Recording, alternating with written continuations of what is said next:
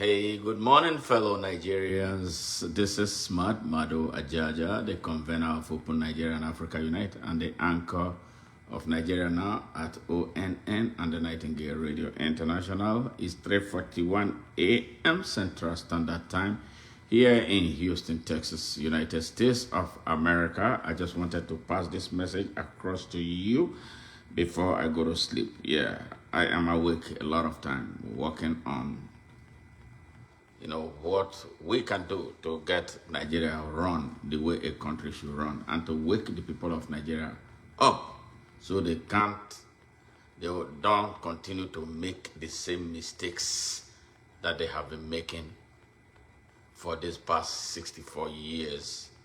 These mistakes that have become generational. I don't know if it is okay to call it a mistake anymore. Yeah, my own way of doing things is I am not here. I'm not in this world to live up to anybody's expectations.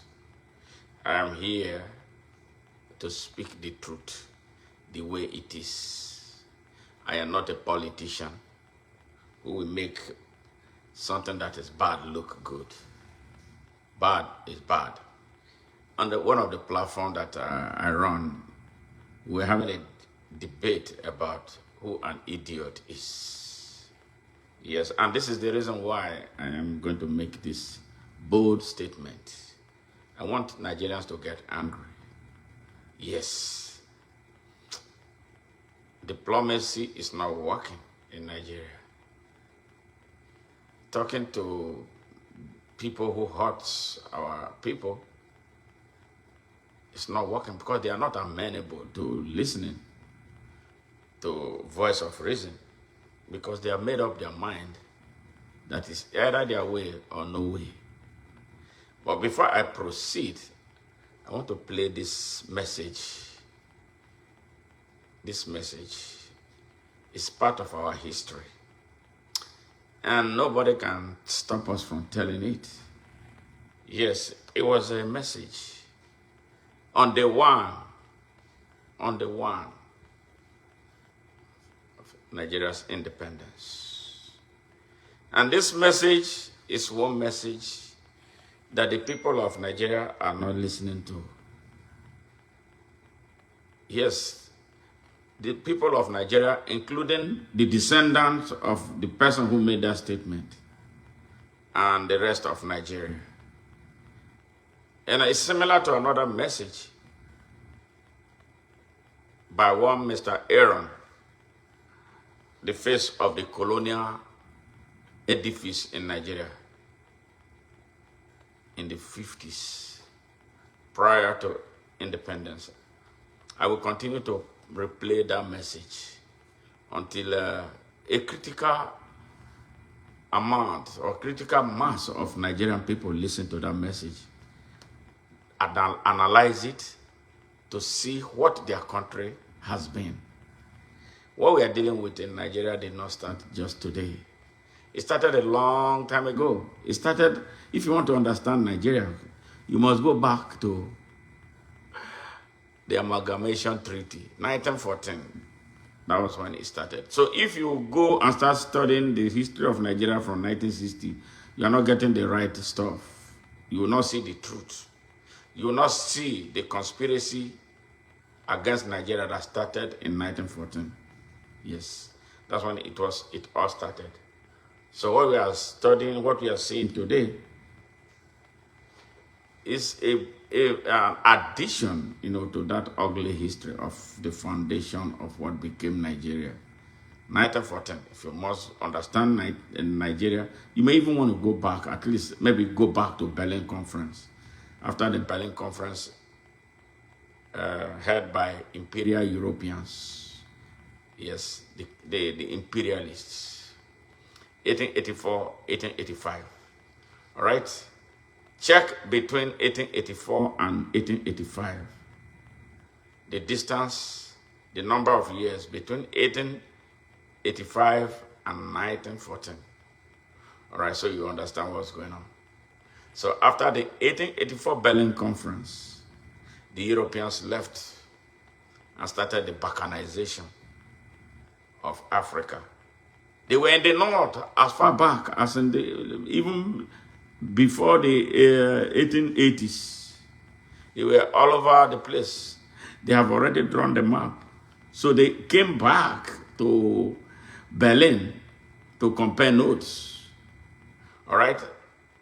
So that was how Britain came to Ghana, Nigeria, and all those other places. France came to Burkina Faso, Niger, Cameroon, and all that. The Germans were in Cameroon too, a little bit, but they did not have a lot of success. Okay, the Portuguese were part of Southern Africa, Angola, they were there. In Mozambique, they were there. See what these people did to us. My greatest pain is that the black man has not woken up to realize what was done to him. Instead, he's amplifying the same evil that was perpetrated against him. And it is important to note too, that the first people to start slavery were the Arabs. Okay? You are a Muslim, get angry so you can hear this.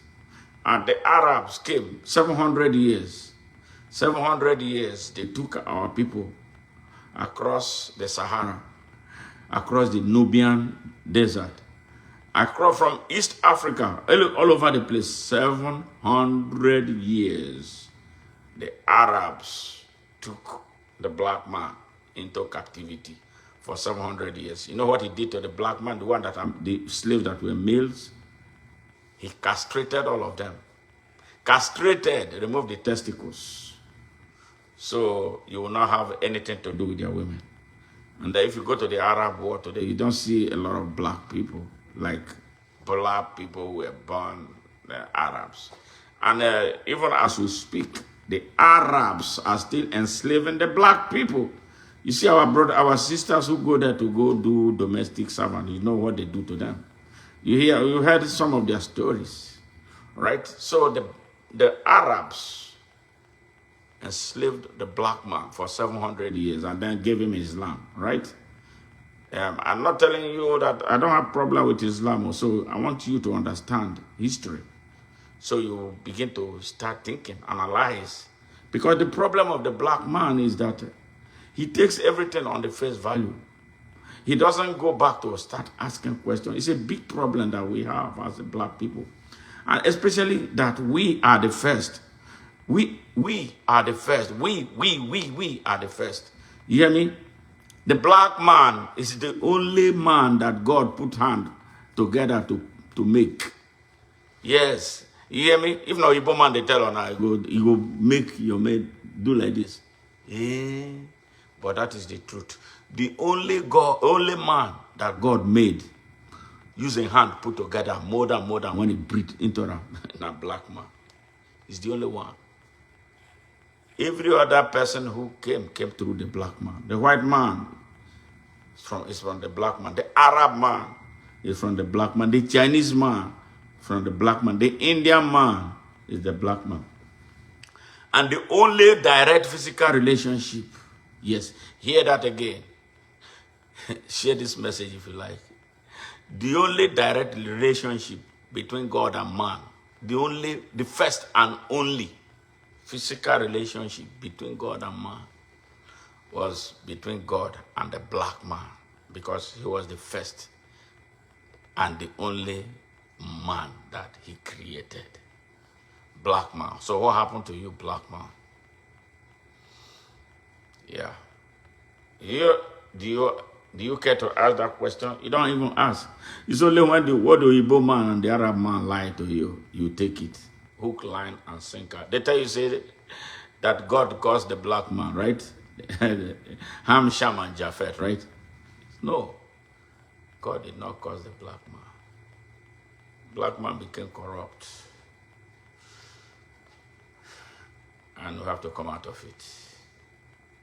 Okay, that's deep history. All right, if you are spiritual, you will see things about who you are. The black man does not ask a question about him. The definition that he has was a definition written by the Arab man and the white man. And it's sad, when somebody writes you your history, he tells you who you are. He came from far away to tell you that he discovered you. You were existing for millions of years already before he came. And he came and told you that he discovered, he founded you. Right? He gave you education. He gave you clothes to wear and all that. We were the first civilization, the original. But what happened? All right, back to this story that we're talking about. So if you check between 1885 and 1914, those who are watching, do the math, you will see. Right? You'll understand the difference. It wasn't too long. So these people have been there. Then they decided to do amalgamation.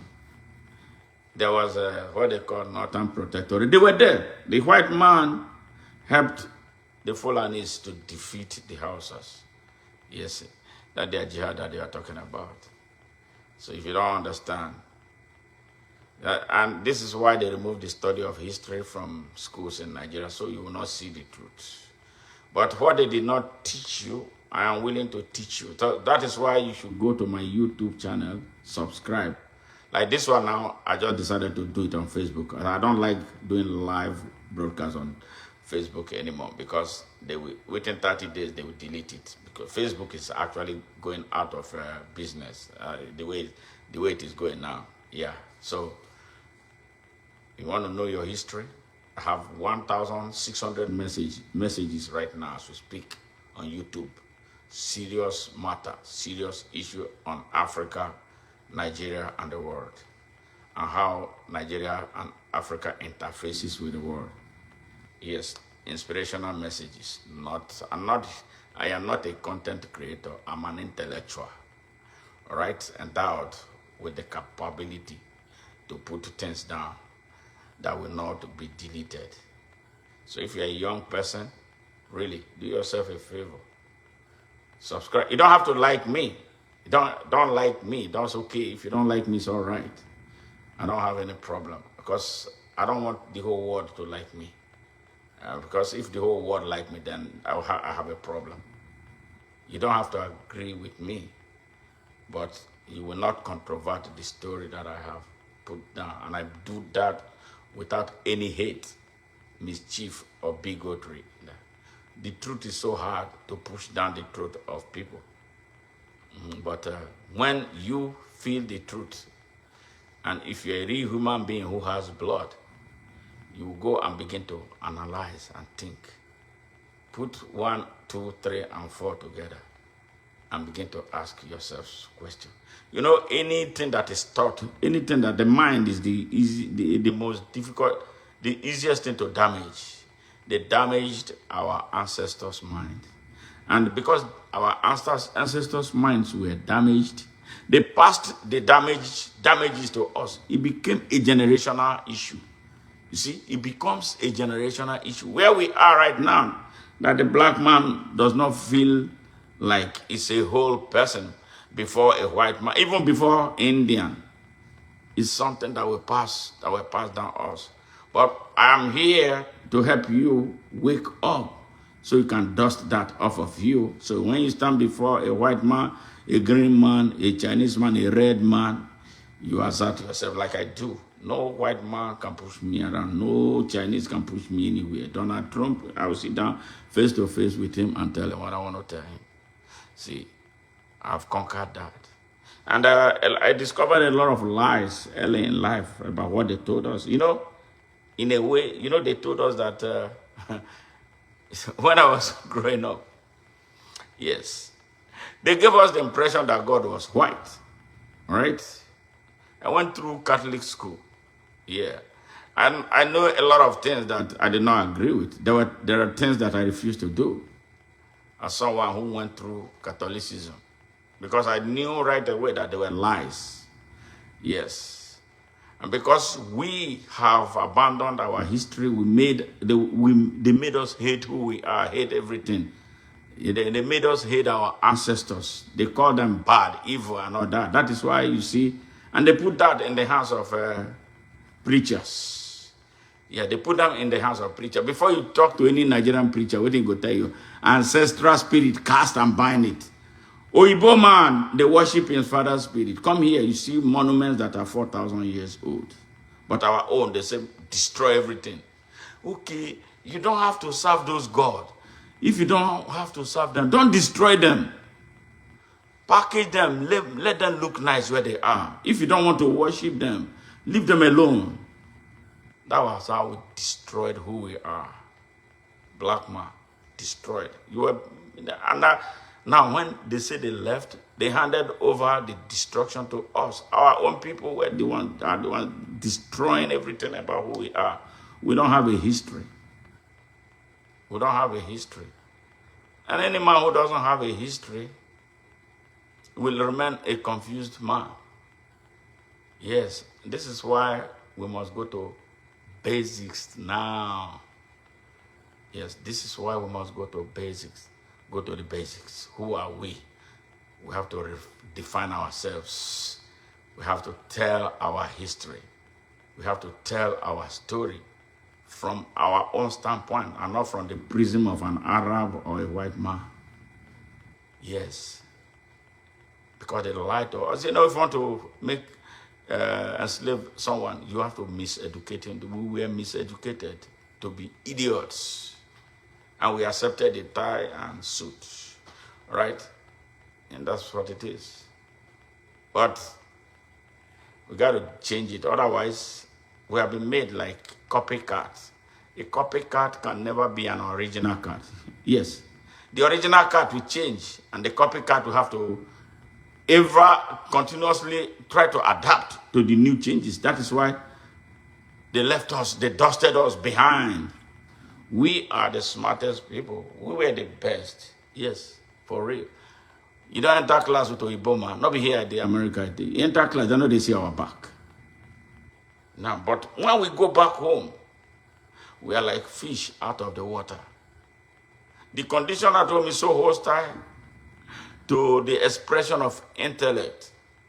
Why are we like that? You know the number of scientists who are Nigerians here doing great things?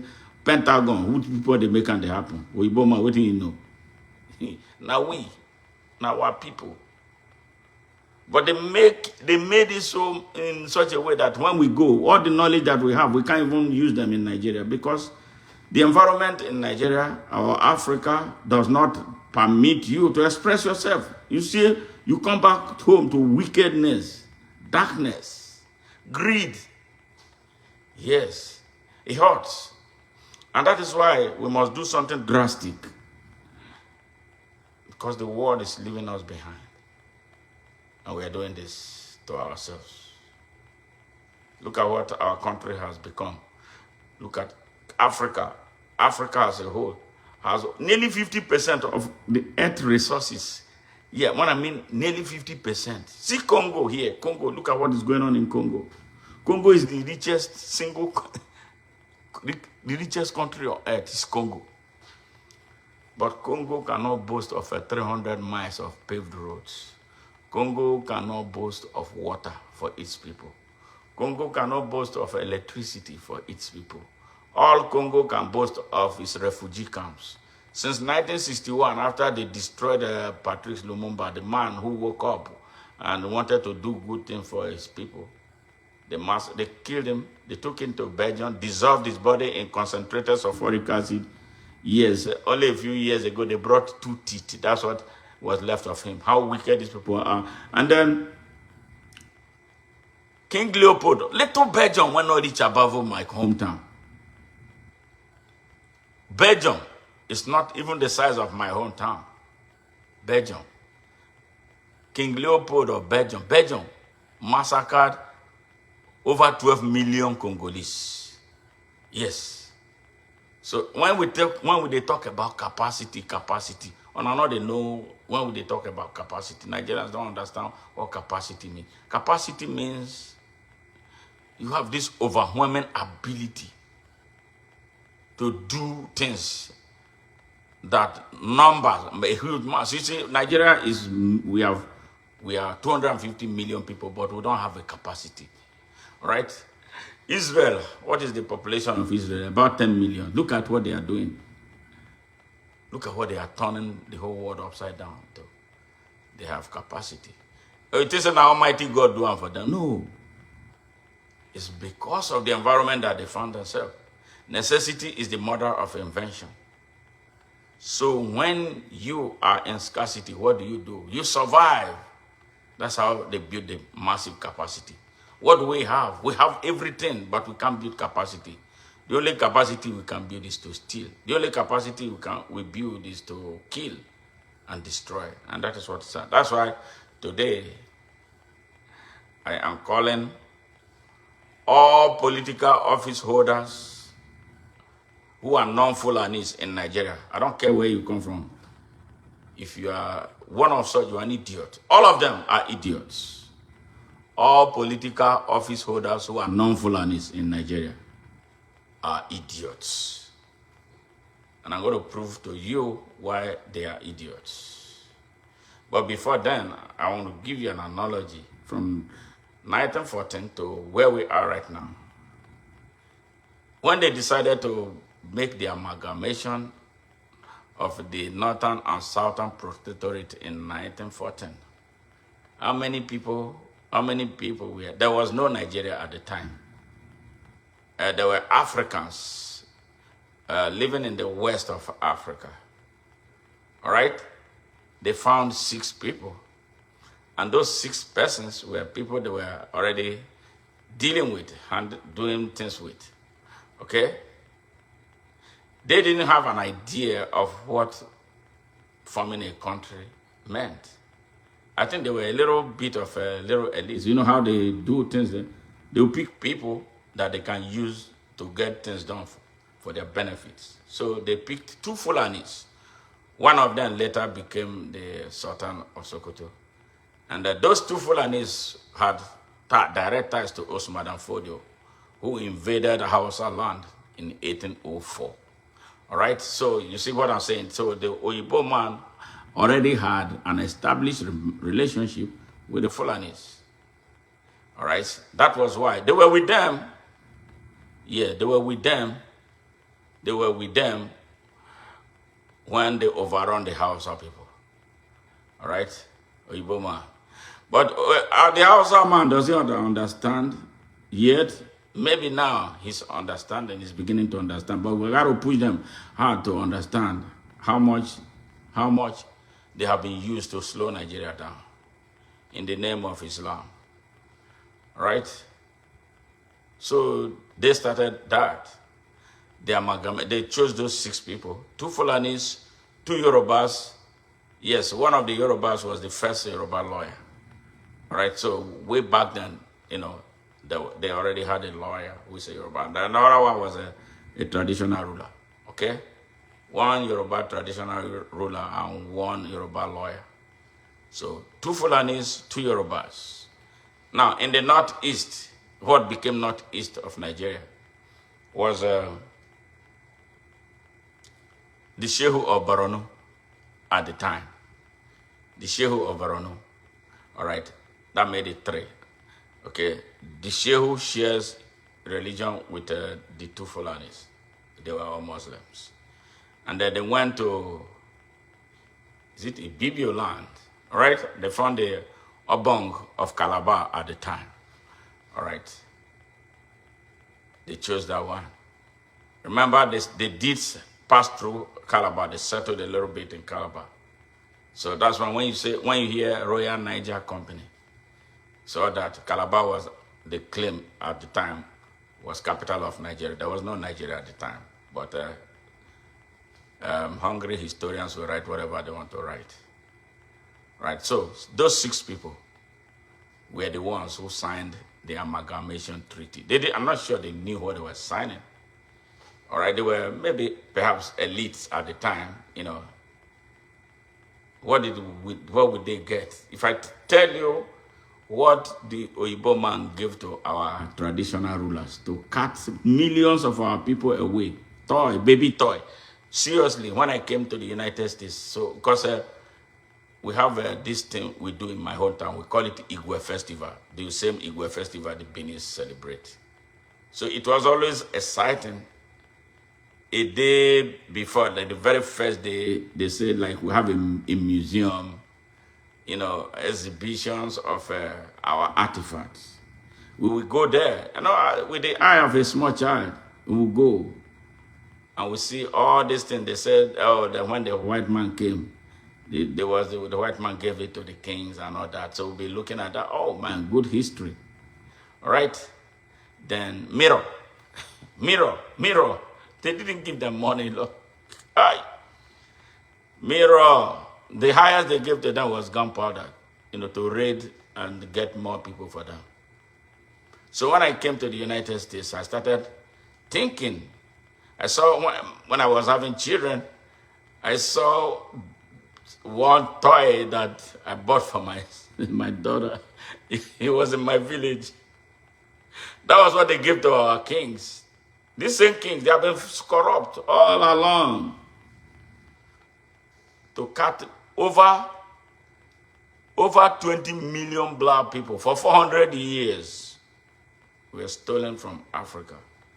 And history has it that about 12 million of them died on their way. They created them like dogs. So they threw them in the Atlantic for sharks to feed on. So these same people who do this to you, and they come and give you their own version of God. The African man, you got problem. You know? So,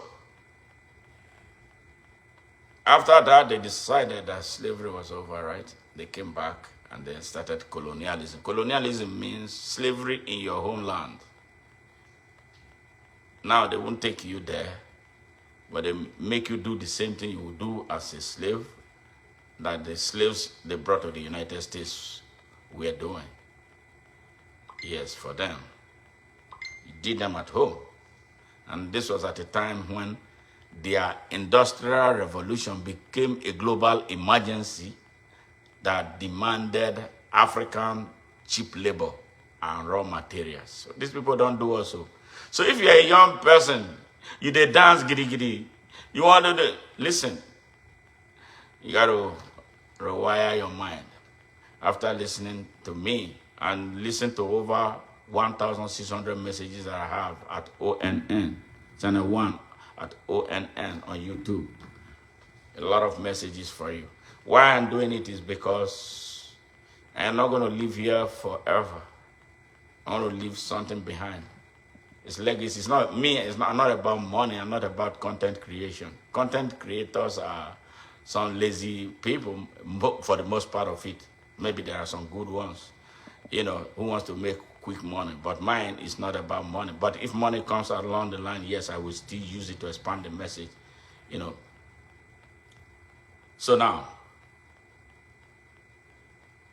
they signed six of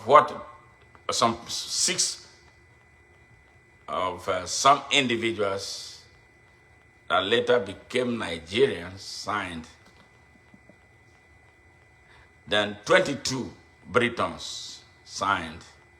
You know what that meant?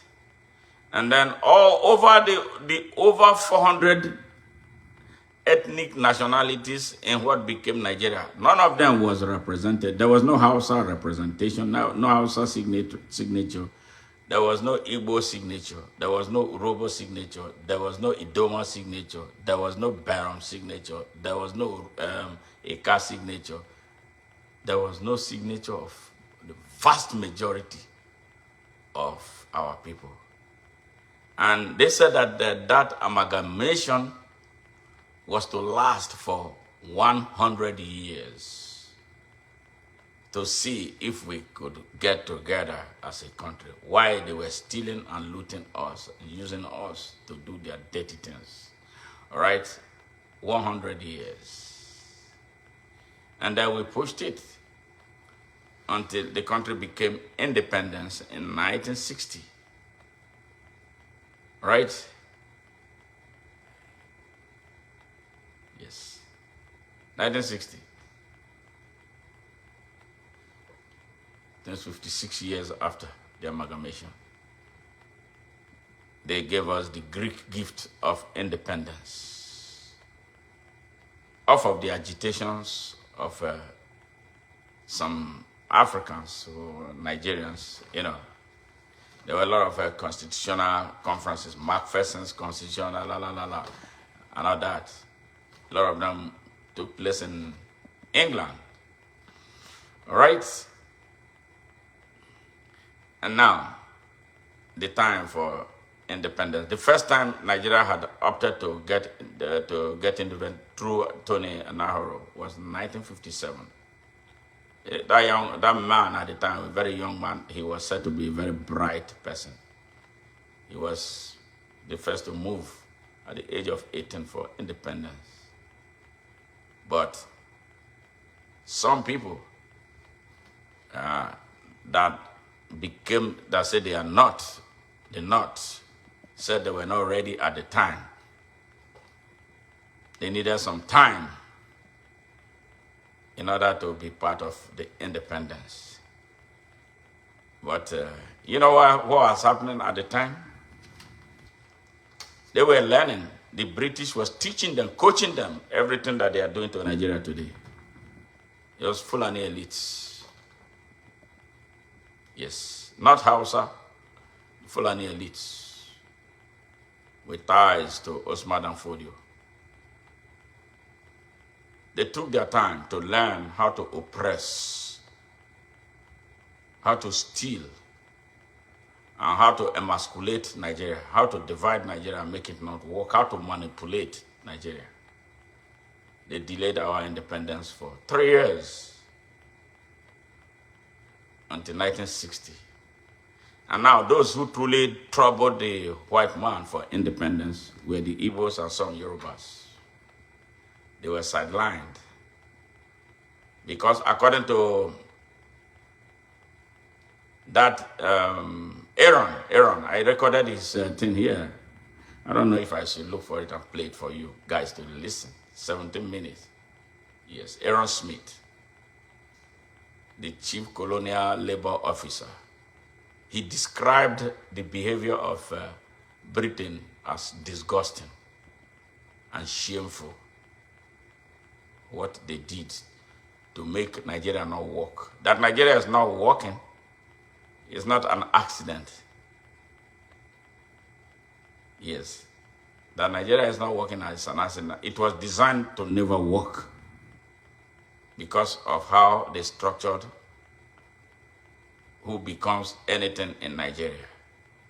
So the country was actually handed over to the Fulani elites with ties to Osman and Fodio. Yes. Eddie Jones. Yeah, I'm reading. I know. I'm going to come to that. He said, bros, Fulani jihadist terrorists has taken over the bushes in Ika land, especially in Anabavu. What's the way forward? Well, I will come to that. It's so sad.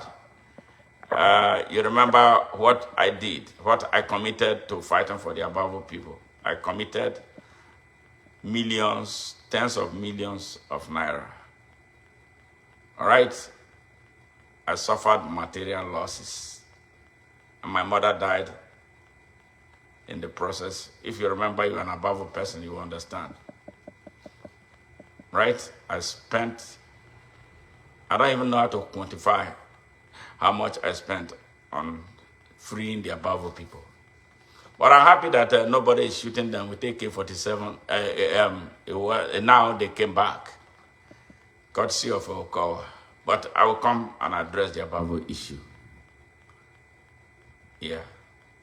So at independence, they handed over the country to Fulani elites. And they made them believe that they are the owners of the country. If you see a typical Fulani, it will tell you that they own Nigeria with audacity. Yes. The amalgamation was to was supposed to expire 100 years after that, and it expired in 2014. So what we have right now is an illegal country. Nigeria has no basis to continue to be one country because the amalgamation treaty expired. It was at its expiration that we needed to sit down together and bring all the ethnic nationalities and interests in Nigeria to come together at the conference and chart a course for a new country. And they looked and saw that the white man was not going to be there to manipulate the rest of Nigeria. So that is why you are seeing the trouble. It's not an accident. It's not armed robbery. It's a pure sabotage of the destiny and future of Nigeria. And this is what a lot of young Nigerians don't know. And I feel sad that those in my age bracket, they are not teaching their children anything. They are busy chasing money and steal the money they don't have. Yes, our young people are very confused about who they are. But thank God, we have decided to do it. So at least, let's salvage what we can salvage. All right? So now, at independence, this started. Hold on. So you can hear the voice of Madu Bello. He was the premier of northern Nigeria. The grandson of Osman Dan Fodio, the jihadist, the violent jihadist, who destroyed the Hausa people, seized all their thrones, killed all their kings, seized all their lands, and installed his children, kings and emirs, across. I know they don't like to hear this, but this is our history. I didn't make it. This is our history. We must tell this history. And this is the reason why everybody look at me now, wherever you are from, you got to be bold now to wake up, because what they want is to wreck the country. They have scared us, made us these people who are afraid, who cannot stand up for themselves. Well, the only thing we have to do now is to stand up. If we don't stand up, I don't know what to tell you that will happen to us. Millions, thousands of people will die. Because there's a D-Day that is coming. All this one you are seeing, they are there everywhere.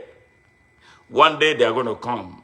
That is when they will tell them to come out and mop up and seize everywhere.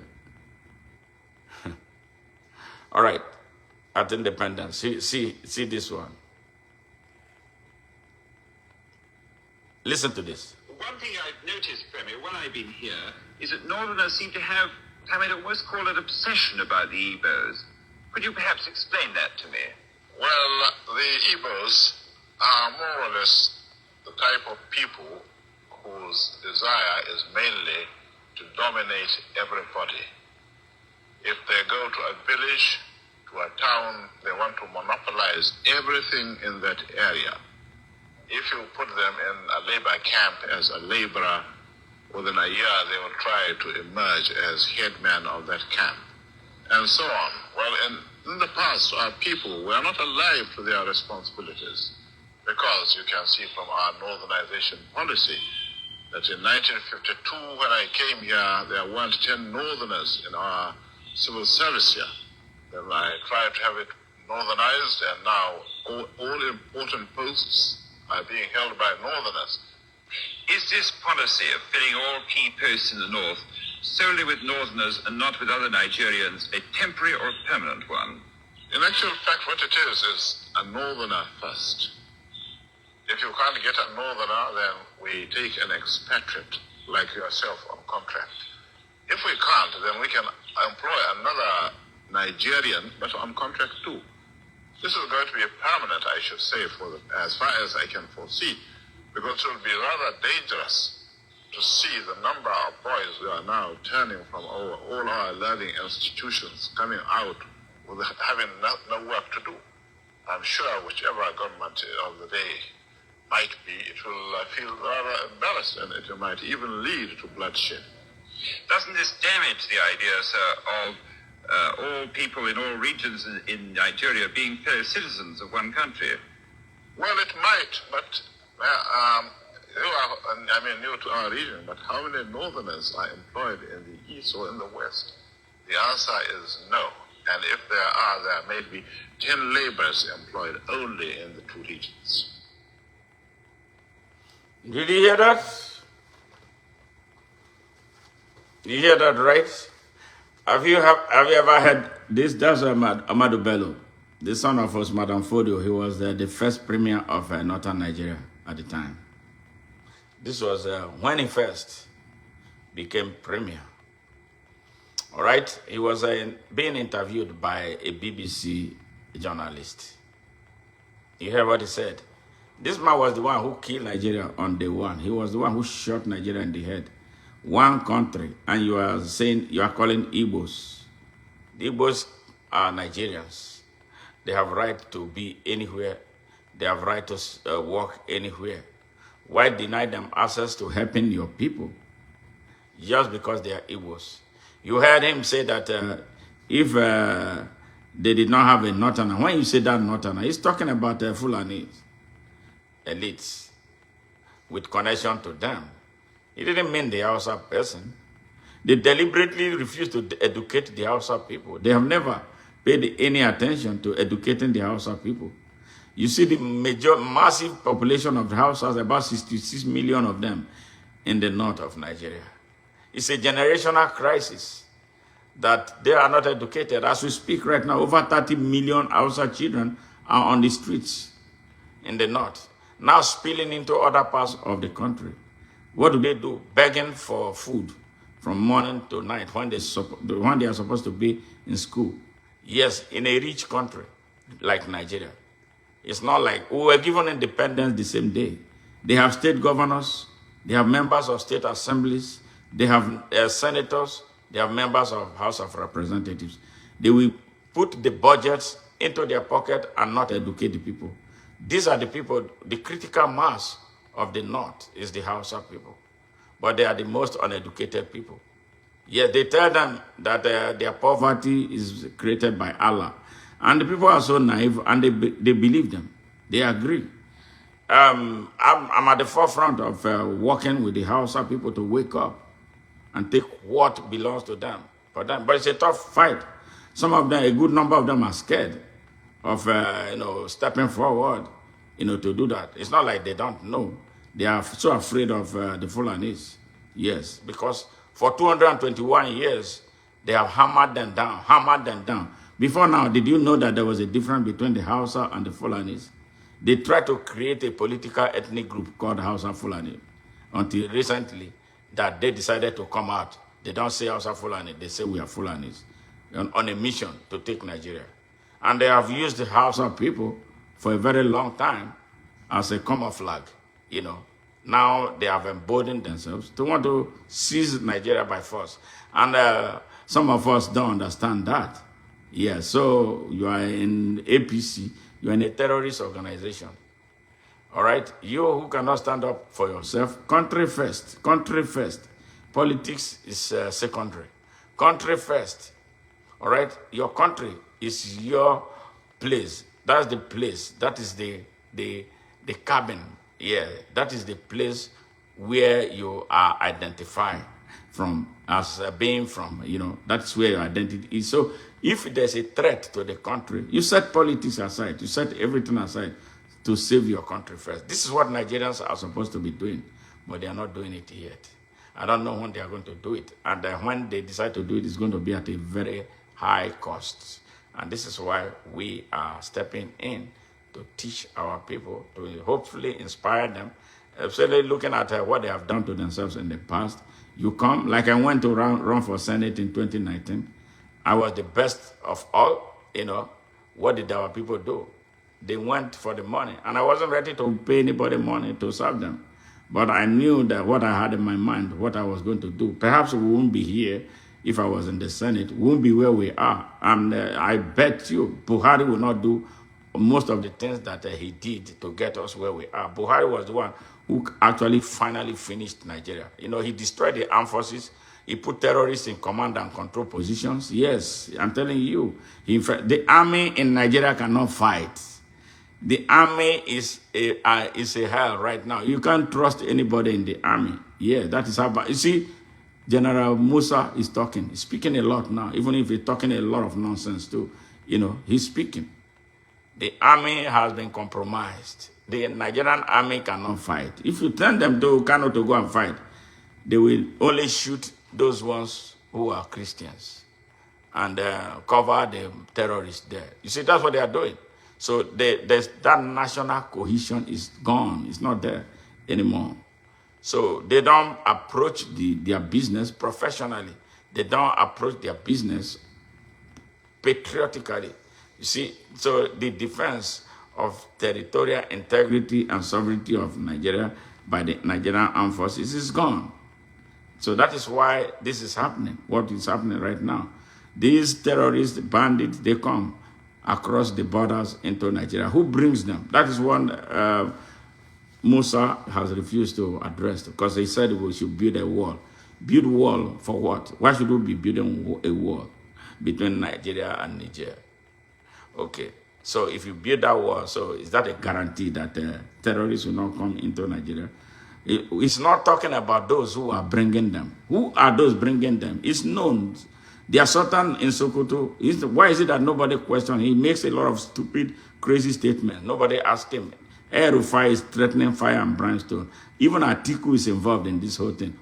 So they are all involved. It's a northern elitist thing. Yes. So that is why today I am calling all the politicians, political office holders from other parts of Nigeria who are non-Fulani. You are all stupid. You know why you are stupid? Your peers who are Fulanis, with whom you share Nigeria's money, they take a good part of the money that they steal from Nigeria to arm Fulani militias and some Hausa miscreants who don't even understand who they are to go and shoot up our country. But you keep the one that you steal with them. You don't give anybody. Then you tell us to go and but you're able to take a police, security. The Fulanis who are lawmakers, the Fulanis who are ministers, the Fulanis who are in the armed forces, the Fulanis who have money, stealing oil from the Niger Delta. They bring part of their money to arm Fulani. You think this is a joke? They are the ones arming them because their mission is to take Nigeria by force. Yes, hear me now. Hear me now. Their mission is to take Nigeria by force.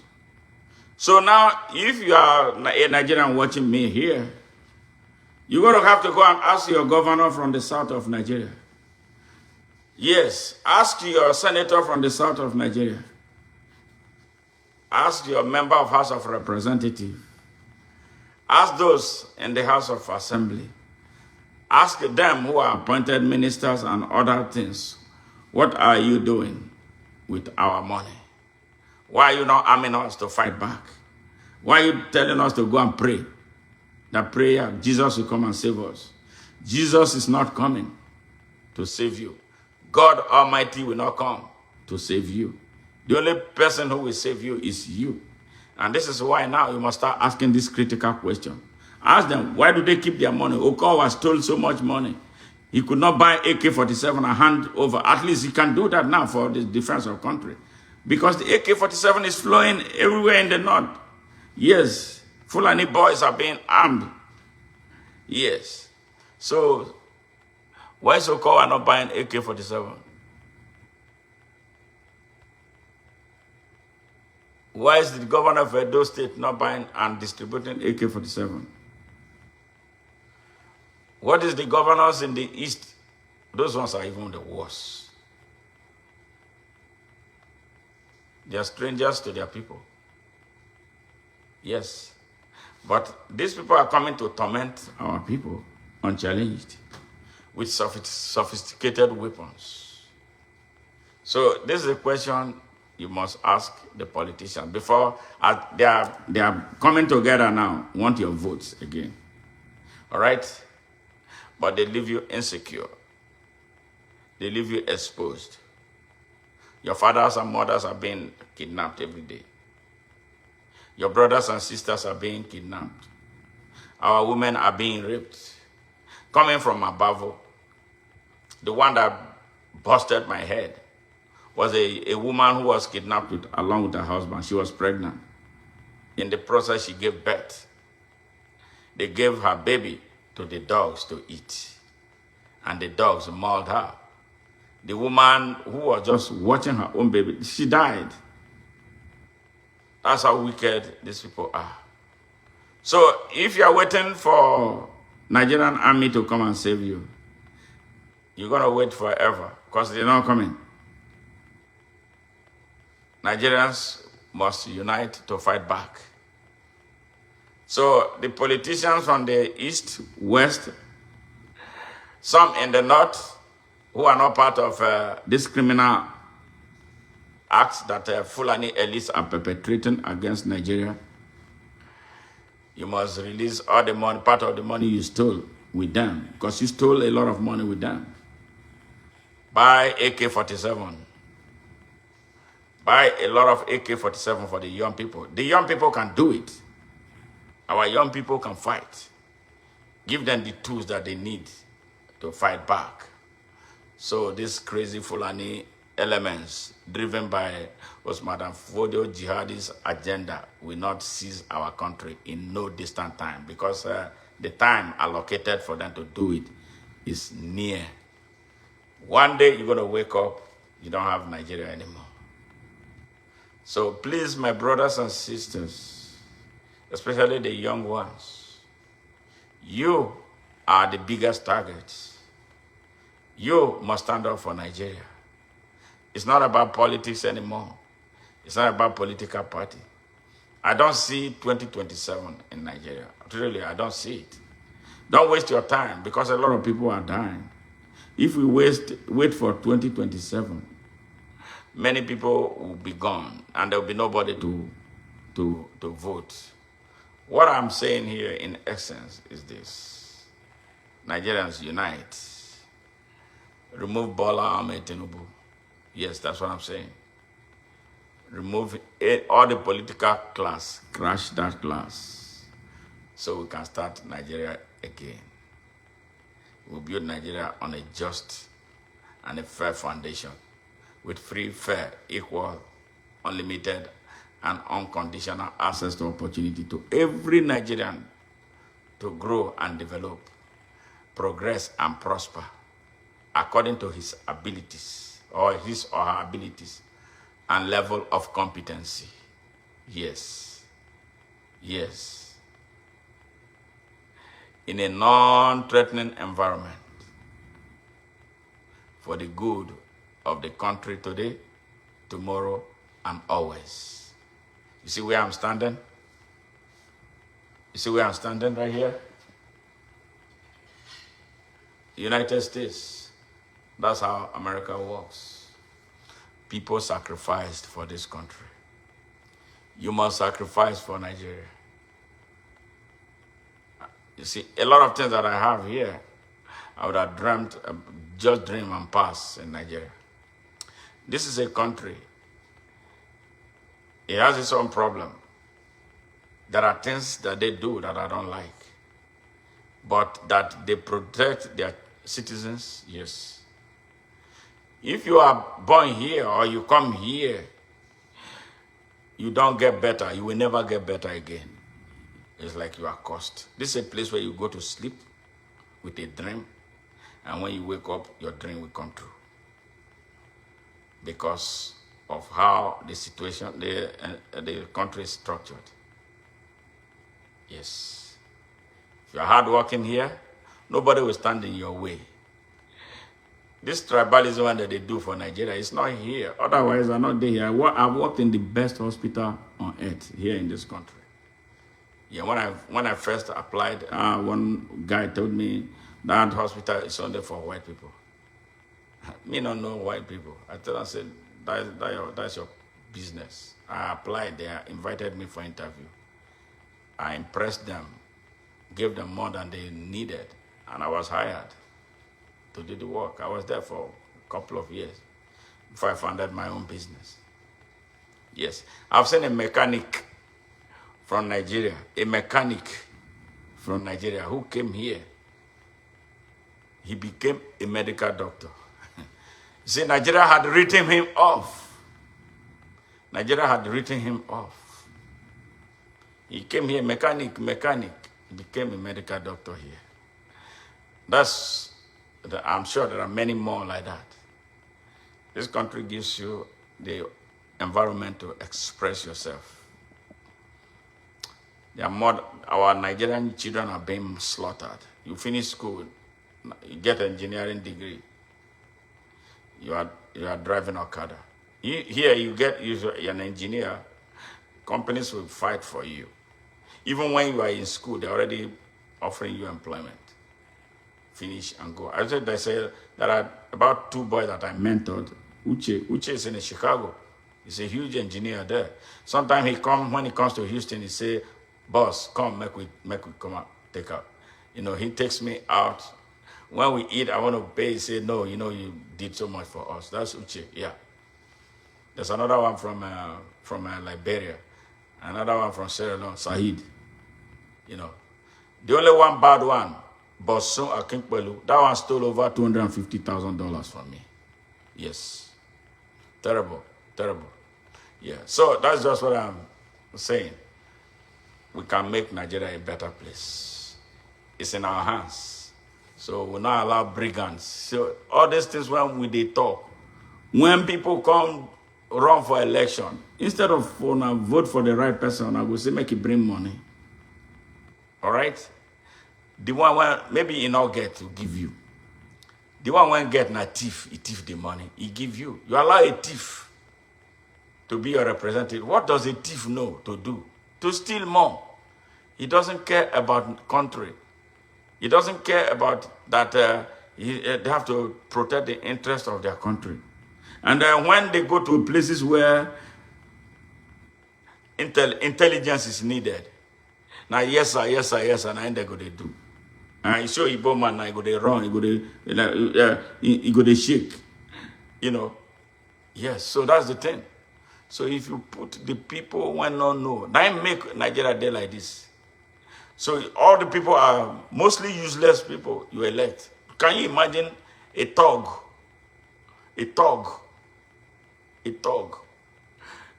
is a senator. A fool is a governor. A bandit is a minister. A drug dealer, certificate forger, and identity thief is your president. Tell me how that country will move forward. See Wike, drunkard, is minister. Everybody, they see Amechi wrote to me. Yes, criminals. Total criminals. But Nigeria get good people, a lot of good people. And I know they see them. So Nigerian youths, now, I love you guys, but I know not the hear word. Every time you say it's hunger in the land, how many days does it take you to vote? So that hunger in the land crap, I don't take it anymore. Hunger in the land, does it take your ability to reason to say, okay, this man a good man. Now you go fit end this hunger. Or you go give the person one give you small change. All right, and you go worsen your hunger. Because after you collect that change, you not go see him again. Do you see how long I have been talking?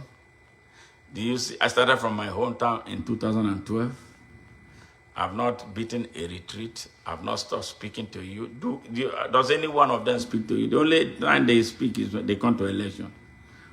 When there's an election, they come. A good leader should be talking to the people at all times. They don't even talk. All right? Now, when they do, they have all these young people, they say media aid. All right? They share message, they write nonsense about them. Things that do not exist. I mean his media team. Do you see any person who is in my media team? The people who work with me are people who love me, who love my message, who want the good of Nigeria. Yes, you see them. It's organic. I don't pay them money. They just come. How many of you share my messages? You know I'm speaking the truth. What do you share? Davido. Burma Boy, right? Which one be the other one? Nasty Down, P-Square. Where are they taking you? Absolutely nothing.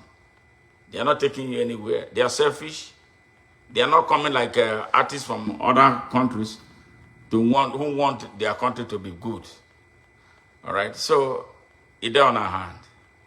I just wanted to tell you how stupid political office holders who are non-Fulanis across Nigeria are. How they allow their Fulani counterpart, a minority Fulanis in Nigeria, their population is not up to 10 million. So they are the ones telling Nigerians what to do. So it's time to end it. That's what I'm saying. All those crazy Fulani elites should not be ever allowed to hold any political office, high political office in Nigeria. Yes. Again, let me make a disclaimer. There are a lot of good Fulani people. There are a lot of moderate Fulani people. But they have no ties to Osman Danfodio children. The ones who are troubling Nigeria are the ones with ties to Osman Danfodio children. They are extremists, they are hypocrites, they are corrupt, morally bankrupt, they are savage, ignorant and arrogant, and very wicked. They are the ones. The likes of El-Rufai, Sanusi Lamido. Yeah, you see them. Atiku. That Atiku NDC, yes, he's not a good man. Remember what he did to Deborah Yakubu when they killed her? Atiku had written one sentence condemning the killing. Once they told him that this could affect his presidential ambition, he went and deleted it. So you want to entrust Nigeria into a hand of somebody who will not protect you. A good leader will say, I stand by it. Like me, I condemn something. No, I'm not going to take back my word. Is evil. If you like, don't vote for me because I speak the truth. Did it not happen to me in 2019? Did I stop speaking? I will continue to speak the truth. One day, whether I am here or no more, you'll remember me. That is what I'm building a legacy right now, not because of what I want. This country has to be rescued. And the only way we can rescue this country is through the truth. We know the truth, but we like to cut corners. Nigeria is not a country. Let me tell you, it's a beautiful expression of a landmass, but it's not a country. Yes. Nigerian people, for the most part, are not real people. Yes. Yeah, but they can be real if they decide to be real. They can be real if they break the barrier of tribalism. They can be real if they break the barrier of religious nationalism. They can break the chain of hate. The hate in Nigeria is too much. I didn't want to talk about that trajectory of hate because we deal with it every day. Yes, it's too much of hate. We cannot do anything. You can't progress by hate. Too much hate in Nigeria. So my brothers and sisters, let us consider, yes, if we are from those places where politicians are not doing anything, especially on the insecurity thing, you got to tell them that they have to do something. They are the ones who you are supposed to even be holding. You are supposed to be, whenever you see them in the public, you make them uncomfortable. Because these guys are criminals, thieves. All of them are thieves. No exception. The ones from the south of Nigeria, all thieves. Akpabio thief. Wike thief. Okowa thief. Oboriwari thief. Wopuzodema thief. Soludo is just a joker. Which one? The one in Ebonyi? He's a thief. Maybe the one in Abia. But that one is River State. Akwa Ibom. You see, Cross River. Are you seeing it? Or your Ondo Ogun, Ekiti, all thieves. All thieves. They don't care about you. That's what the senators did. Ask them. They need to arm you to fight back. They need to give you the money that they stole. The Fulani stole money. Fulani legislators, Fulani governors, Fulani everything, Fulani ministers. They stole money. But they are arming Fulanis because they want to take over Nigeria. So tell them that I said, I don't want to deal with their motherfucking ass. Hold them accountable. You protect yourself. You left us unprotected. So you have to make them uncomfortable. Them, they don't have to be protected. They should feel insecure around you because they are the reason you are suffering. They are the reason the insecurity in Nigeria is festering. Yes, festering. They are the reason. All right?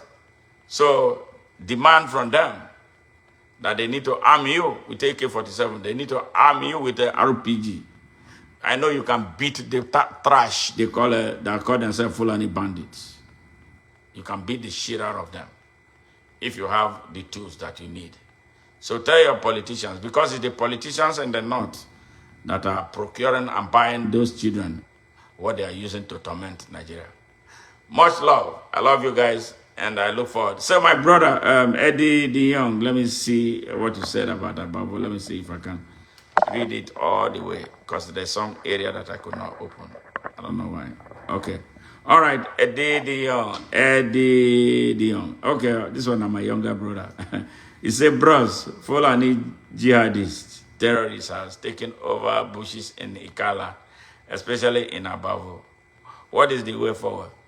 The way forward is just what I've just told you. Now, I want to tell you something about Ika and other. You see all those traditional rulers, the majority of them are corrupt. They collected, some of them have collected money from the bandits for them to go into the bush to establish their colonies. That is why whenever I challenge them, do you see any one of them coming out? They don't come out because they are corrupt. They have been compromised. Okowa has how many heads of cattle? Maybe he has sold all of them now. Yeah, he brought some of them, to guard. So in the bush, when they come out, they will be kidnapping and raping our women. So the corruption there, you guys don't understand what is taking place there. Hold them accountable the same way I'm telling you. And organize, sabotage them. Check, there are some Abavo people who work for them. Some Abavo, see, that's one thing. One good thing, you don't have to have guns all the time to fight some of these battles. They are not operating alone. They are operating with some of our people. Check those boys. Our young people, monitor them, catch them, and do what you have to do to them. All right? People sell these people food. Who is the one selling them food? You have to look at them, to find out who are those, where do they buy them food. So all these are intelligence gathering that you can use and make them uncomfortable. They will leave the town. Chill, Eddie. Remember we drove them out in 2012, right? Was it so hard? We went into that bush. We took over the bush, right? When Uche brought them. Uche needs to be arrested because he has a hand in what is happening in Abavo. And now, see now, Abavo people, so foolish. Now, I don't want to get angry today, man. Yeah, Abavo people ain't savable. After we saved them, they went back to the bush. Uche's hand, signature is in what is happening there. If the authorities can hold him, he will confess what he knows about what is taking place. But hand will meet him very soon. All right. Thank you very much for listening. And I love you guys. And please, if you like what you heard, share it. But especially for the historical part of it, visit our YouTube page at Channel 1 on ONN on YouTube. At Channel 1 on ONN on YouTube. We have 1,600 messages and counting. Powerful historical messages that will, make up for what they did not teach you in the classes in high school and elementary school. I decided to take the responsibility of doing that so our young people will not be lost. A lot of scholars visit our YouTube page and our Facebook page. Remember my very first book page. Facebook blocked it because of what I said about France. Today now, have I not been vindicated? I've been vindicated that France is responsible for what is happening in Nigeria, especially with reference for their involvement with the Boko Haram. They are responsible. Buhari was working with them, and the president of Niger, Bazoum, that was ousted, was out working for them. So that's how they mess up the northeast of Nigeria. that is now going down here. A lot of Nigerian actors are involved. If they have their way, they don't want it to end. That is why this whole thing is continuing. It's a business right now. Huge, huge business. Big, big, big time business, all right? So let's continue to work and not be afraid. Let's organize, organize, organize, organize, organize. Don't wait for anybody, truly, to sabotage these people. All right? So these politicians, if you are hearing me, Nigerian youths who are from those areas where the politicians who shared money with the Fulani elites, put their own in the pocket, while Fulani elites are buying ammunition to arm, to hurt our people, tell them to buy you your own so you can use it to defend yourself and defend your communities and defend Nigeria. Bye for now and take care.